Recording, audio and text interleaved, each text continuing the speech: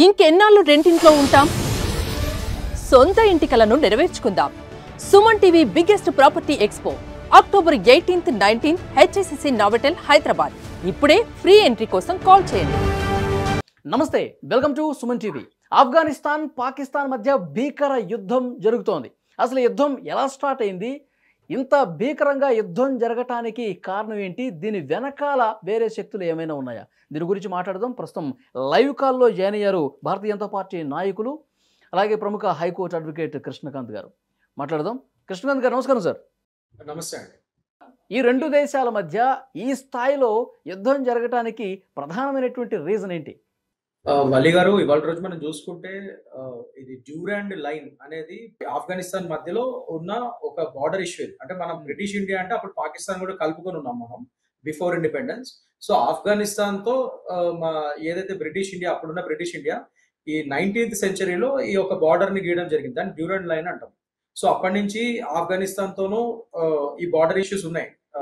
కాకపోతే 1947 లో ఎప్పుడైతే బ్రిటిష్ వాళ్ళు మనకి స్వాతంత్రం ఇచ్చి వెళ్ళిపోయారో అదే టైంలో ఒక కొత్త నేషన్ కూడా పుట్టింది. That is Pakistan. 1947 లో పార్టిషన్ అయింది. అప్పుడు పాకిస్తాన్ కూడా పుట్టింది. సో పాకిస్తాన్ భాగము అండ్ ఇంకా ఆఫ్ఘనిస్తాన్ ఆ బార్డర్ ఏదైతే ఉందో ఆ డ్యూరాండ్ లైన్, సో అవి ఇంకా అది కాంట్రవర్సీ మాత్రం అలానే మిగిలిపోయింది. ఇండియా సపరేట్ అయిపోయినా పాకిస్తాన్ ఆ డ్యూరాండ్ లైన్ అనేది మాత్రం ఇంకా ఎప్పటికీ పాకిస్తాన్ కి ఆఫ్ఘనిస్తాన్ మధ్య ఎప్పుడు ఆ బార్డర్ ఇష్యూ కంటిన్యూ అయితేనే ఉంది ఇప్పటికీ. సో ఈ లోపల ఏమైందంటే 1970s లో ఈ సోకాల్డ్ పాకిస్తాన్ మనకు తెలుసు అది టెర్రరిస్టులని పెంచి పోషించే దేశం అని చెప్పి. సో 1970s ఆ టైంలో ముఖ్యంగా ఈ ఇండియా పాకిస్తాన్ వార్ అవుతున్నప్పుడు పాకిస్తాన్ వాళ్ళు సేమ్ టెర్రరిస్టులని, ఈ తాలిబాన్ ఎవరైతే ఉన్నారో తాలిబాన్స్ ని ఆఫ్ఘనిస్తాన్ లో ఉన్నారో వాళ్ళని అక్కడ కొందరు పాష్తూన్స్, అంటే ఈ పాష్తూన్ అనే ఒక ఏరియాలో ఉన్న ఈ జనాలని టెర్రరిస్టులు లాగా ట్రైన్ చేయడం. అంటే ఇప్పుడున్న పాకిస్తాన్ ఐఎస్ఐ ఏదైతే ఉందో వాళ్ళని 1970 వార్ అప్పుడు ఈ పాకిస్తాన్ ఈ ఆఫ్ఘనిస్తాన్ పాష్తూన్లని ఒక టెర్రరిస్ట్ లాగా ట్రైన్ చేసి వాళ్ళని మన ఇండియా మీద అటాక్స్ కి ఉపయోగించారు. అప్పుడు తారీఖీ తాలిబాన్ పాకిస్తాన్ అని చెప్పి టీటీపీ సంస్థ అనేది ఏర్పడింది. టీటీపీ అంటారు దాన్ని. సో వాళ్ళు అప్పటి నుంచి ఈ డ్యూరాండ్ లైన్ బార్డర్ దగ్గర ఒక విధంగా పాకిస్తాన్ లోపలే సెటిల్ అయిపోయి ఉండటం స్టార్ట్ చేశారు. సో 1970 వార్ అయిపోయిన తర్వాత యుద్ధం అయితే అయిపోయింది, కానీ వాళ్ళు మాత్రం వెనక్కి వెళ్ళలేదు మళ్ళీ ఆఫ్ఘనిస్తాన్కి. వాళ్ళు మెల్లిమెల్లిగా పాకిస్తాన్ లో బతకడం స్టార్ట్ చేశారు. సో ఇవాల్టి రోజు టెర్రరిస్టుల కింద పెంచి పోషించింది పాకిస్తాన్, వాళ్ళని ఇప్పుడు మళ్ళీ బ్యాక్ పంపించేద్దాం, ఆ యొక్క రెఫ్యూజీస్ ఆఫ్ఘన్ రెఫ్యూజీస్ లాగా వాళ్ళని వెనక్కి పంపించే ప్రక్రియ స్టార్ట్ చేసింది. సో అది ఇప్పుడు ఆఫ్ఘనిస్తాన్ కి మింగుడు పడలేదు. ఇన్ని రోజులు ఉపయోగించుకొని వాళ్ళని ఎప్పటి నుంచో మీ సరిహద్దుల్లో ఉంచేసుకొని ఇవాళ రోజు మళ్ళీ మాకు వెనక్కి సంబంధం లేకుండా పంపించడం ఏంటి అన్న దాని మీద ఇవాళ రోజు ఈ ఆఫ్ఘనిస్తాన్ పాకిస్తాన్ మెయిన్ యుద్ధ సారాంశం. దానివల్ల యుద్ధం మొదలైంది. చాలా దేశాలని రెచ్చగొట్టి యుద్ధం వైపు తీసుకెళ్ళి మళ్ళీ పరోక్షంగా నేనే ఆపానని చెప్పుకుంటున్న పరిస్థితులు కనిపిస్తూ ఉన్నాయి.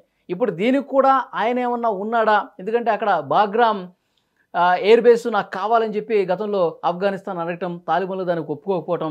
సో ఇప్పుడు పాకిస్తాన్ తన చేతుల్లో ఉంది కాబట్టి పాకిస్తాన్తో రెచ్చగొట్టి ఈ విధమైనటువంటి ప్రయత్నాలు చేసి ఉండొచ్చు అని కొన్ని ఊహాగానాలు వినిపిస్తున్నాయి.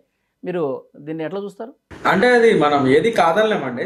జియో పాలిటిక్స్ అనేది చాలా ఒక డిఫరెంట్ సబ్జెక్ట్. అది ఎప్పుడు ఏ దేశము వెనకాల నుంచి ఎవరిని ప్రేరేపిస్తున్నారు అనేది ఎప్పుడు చెప్పలేము. అది ఎప్పటికప్పుడు సిచ్యువేషన్స్ బట్టి ఆ యొక్క దేశాలు ఆ నిర్ణయాలు తీసుకుంటాయి. సో ముఖ్యంగా అమెరికా సంగతి మనం చూసుకుంటే ఒక విధంగా మనందరికీ తెలుసు, అమెరికా ఎప్పుడైనా సరే ఇలాంటి దేశాల మధ్య చిచ్చు పెడతాము, అక్కడ వాళ్ళ యొక్క రిజైమ్స్ ని మార్చడం, ఆ గవర్నమెంట్స్ ని మార్చేసి వాళ్ళకి అనుగుణమైన వాళ్ళని పెడతాము. ఇప్పుడు ఫర్ ఎగ్జాంపుల్ బంగ్లాదేశ్ లో చూస్తే ఇవాళ రోజు అదే అయింది కదా. ఆ హసీనా గవర్నమెంట్ ని పడేసి పాలదొల్లి వాళ్ళకి సంబంధించిన వాళ్ళని పెట్టుకున్నారనే ఎలిగేషన్స్ ఉన్నాయి ఇప్పుడు అమెరికన్ గవర్నమెంట్ మీద. ఏదైనా ఒకటి ఉంటది వాళ్ళ గారు, అదేంటంటే కాలమే సమాధానం చెప్పాలని. సో అమెరికా చేసే పనులు అమెరికాకి కూడా బ్యాక్ ఫైర్ అనేవి చూసాం మనం. ఏదైతే ఒసామా బిన్ లాడెన్ అనే అతన్ని ఒక విధంగా వెపన్స్ ఇచ్చి అన్ని ఇచ్చి పెంచి పోషించిందో అదే ఒసామా బిన్ లాడెన్ ఇవాళ రోజు సెప్టెంబర్ 11 అటాక్స్ లో అతనే హస్తమే మెయిన్. అండ్ అతను సెప్టెంబర్ 11 అటాక్స్ వాళ్ళే చూశారు అమెరికాని, వాళ్ళకి బ్యాక్ ఫైర్ అయినది. సో ఇదేం కొత్త కాదు.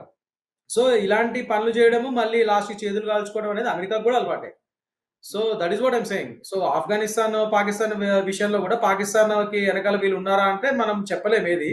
But what I'm saying is as of now అయితే అమెరికా హస్తం ఏమో కానీ పాకిస్తాన్కి ఆఫ్ఘనిస్తాన్కి జరుగుతున్న గొడవ మాత్రం ఆ డ్యూరాండ్ లైన్ ఏదైతే ఉందో, ఎన్నో 100 సంవత్సరాల పైగా ఈ కాంట్రవర్సీ ఉందో ఆ డ్యూరాండ్ లైన్ బార్డర్ విషయం.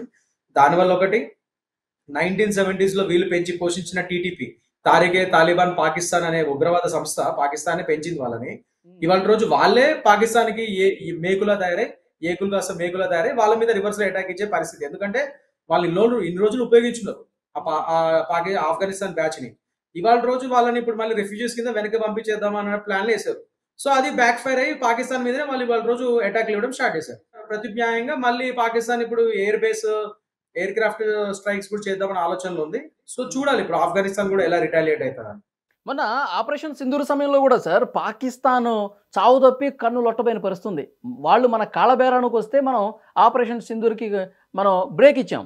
కానీ ఇప్పుడు ఇంత త్వరగా ఆఫ్ఘనిస్తాన్ మీద కయ్యానికి కాలు దువ్వటం అంటే ఇది వెనకాల నాకు అమెరికా ఉంది అని చెప్పి ఆ బలం ఏమన్నా చూసుకుని ఈ విధంగా యుద్ధానికి వెళ్తుందంటారా? ఇప్పుడు చైనాకు కూడా మనం ఎదగడం ఇష్టం ఉండదు. ఎందుకంటే ఇప్పుడు సెంట్రల్ ఏషియాలో మనం కూడా one of the south Asia ముఖ్యంగా చాలా మంచి పవర్ కింద డెవలప్ అవుతున్నాం. సో చైనాకు కూడా మనకి ఉన్న టెన్షన్స్ చైనాతో కూడా తెలుసు. సో చైనా కూడా పాకిస్తాన్ సపోర్టరే. పాకిస్తాన్ ని వెనకాల నుంచి బ్యాక్ చేస్తుంది కేవలం అమెరికా ఒకటే కాదు, చైనా కూడా.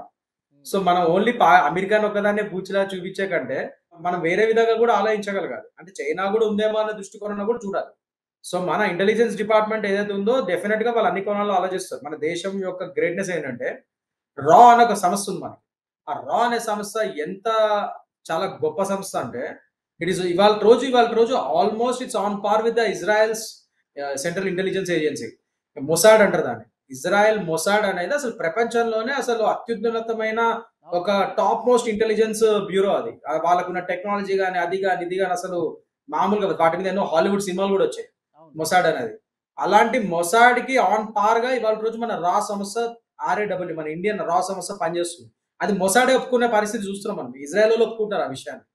So that is how it is. So అంత గొప్ప సమస్య మన దగ్గర ఉంది. సో మనం తక్కువ అంచనా వేయాల్సిన అవసరం లేదు మన భారతదేశాన్ని, అండ్ భయపడాల్సిన అవసరం లేదు. నాట్ ఓన్లీ పాకిస్తాన్ వెనక అమెరికా ఒకటే కాదు, చైనా కూడా ఉండొచ్చు అన్న మనకు ఉంది, ఐడియా కూడా ఉంది. సో దాని ప్రకారంగా మనం జాగ్రత్తలు పడతాం. కొద్దిగా సంబంధాలు బలపడుతున్నాయి కదా. మొన్న మోదీ గారు అక్కడికి వెళ్ళారు. జియో పాలిటిక్స్ అనేది ఇట్స్ వెరీ ట్రికీ సబ్జెక్ట్ అండి. అదే నేను చెప్తున్నా, మన లోకల్ నేషనల్ లెవెల్ పాలిటిక్స్ వేరు అండ్ జియో పాలిటిక్స్ వేరు. ఇప్పుడు ఇవాళ రోజు మన శత్రువులు మిత్రులుగా ఉన్నోళ్ళే మళ్ళీ రేపు వెంటనే వేరే విషయాలు శత్రువులుగా ఉండొచ్చు, అంటే విభేదించవచ్చు. ఇప్పుడు చైనాతో మనం దౌత్య సంబంధాలు ట్రేడ్ పరంగా బిజినెస్ పరంగా మనం పెంచుకోవడానికి ట్రై చేస్తున్నాం. అట్ ద సేమ్ టైం మళ్ళీ వాళ్ళు వెనకాల నుంచి ఇలాంటి దేశాలని ఉసుగొల్పి, పాకిస్తాన్ లాంటి దేశాలని ఉసుగొల్పి వాళ్ళకి ఆయుధాలు సప్లై చేసి మన మీద ఉసుగొలుపుతున్న విషయం మనకు తెలుసు.